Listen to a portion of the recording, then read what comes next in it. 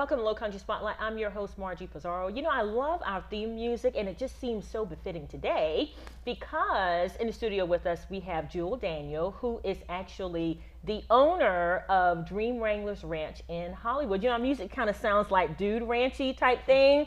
So that's why I said that. So Jewel, welcome to Low Country Spotlight. Thank you for having me. I appreciate it. We're so happy that you could join us today. Tell us a little bit about Dream Wranglers Ranch and all the wonderful things that you do out there. I actually stalk you on Facebook. Oh. So that's how I know. But tell our audience about some of the things you do out there. Dream Wranglers Ranch actually goes back 19 years ago. 19 years exactly this month. I was homeless living in Salvation Army shelter with two small children in Augusta, Georgia.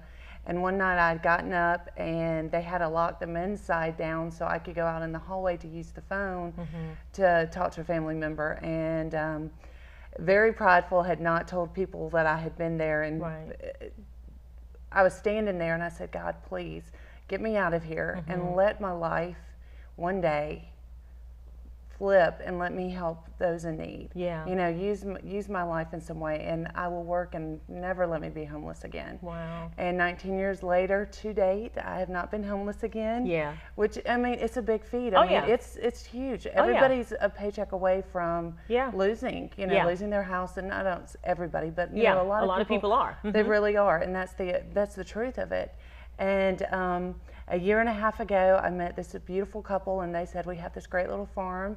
And I moved on to it and started Dream Wranglers Ranch. Wow. I have been a nonprofit. We are a 501c3. And it was really interesting when I got started because I was approved the month that I moved into the shelter 18 years previous. I was approved by the state, and the next month I was approved federal. Yeah. And it was the month that I moved out of the homeless shelter. Wow. So for me, it was 18 years of I'm finally here. Yeah, yeah. And it has been a year-long journey, and it's been amazing. Wow. And you know, the fact that this ranch actually grew from what some would perceive, and you yourself, I'm sure, as a horrible negative experience, and the way you've been able to turn that around into something that's so positive, I think that says a lot about you personally, about your determination, about your perseverance, about your ability to better your life. Well, you know, and I try to tell everybody, my saying is, it's not the footprint you leave, it's the heart print. Wow. And I think if we go through life leaving a boot print that's bigger than our heart print, we miss it. You know, if we take the things that happen to us and we allow it to make us bitter instead of better, you know, it really does affect, you know, it affects our generations to come. It's how are my grandchildren going to look at me, and what are they going to say? What are my children going to say? Yeah. Two of my children were in the homeless shelter with me. They're now 21 and 19. Yeah. But you know, what is it? What is my journey? What is the story? You know, and everybody has a story. Oh, yeah. And I believe that we are allowed to go through some really hard things to build our character.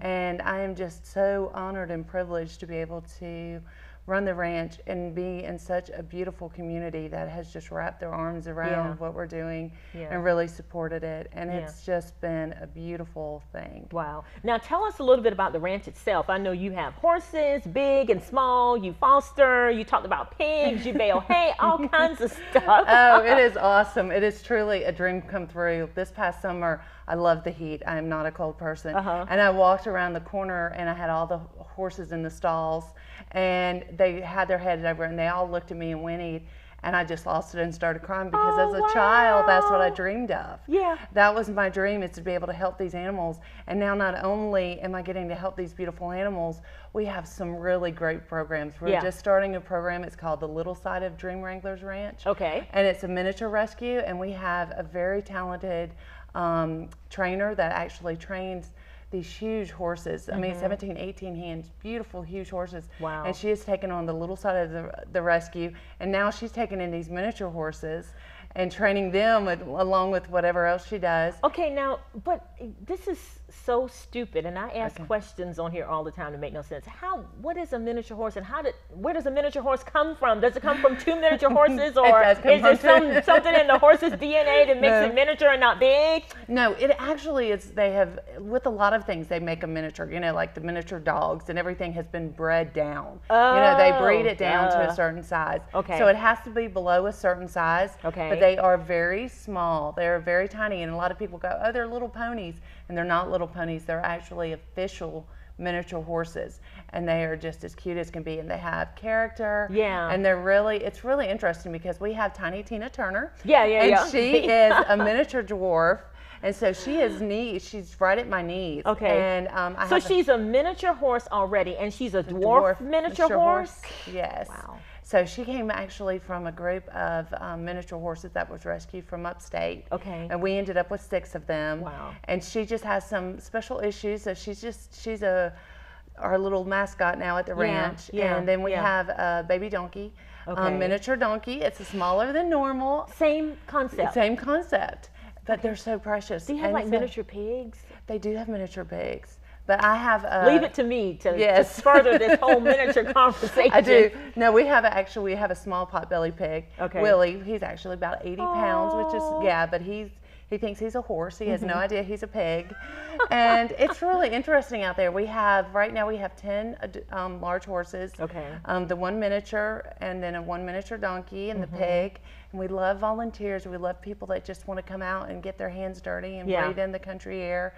And to come out and volunteer, so we're always taking on volunteers. Yeah. And it's just really a place of healing because talk about that. Talk about how it appears, and I'm using my own words here, how it appears that you're using this as a ministry of healing, and in some ways, again, it's reminiscent of some of the things you went through in your life. It's healing, hoping, dreaming. And in your life, you have to heal to have hope. Yeah. And when you have hope, you're allowed to dream. Oh, wow. And that's what we bring people out there to give them the opportunity to heal from whatever it is. If it's post-traumatic stress syndrome, if it's, whatever it may be. We have had people with all different, issues, homelessness, that have been abused, that are going through a divorce. It's just amazing when you come out there and you put your hands on these animals, the feeling that you get from just being able to, I say, touch the heart of God through the animals and really hands-on.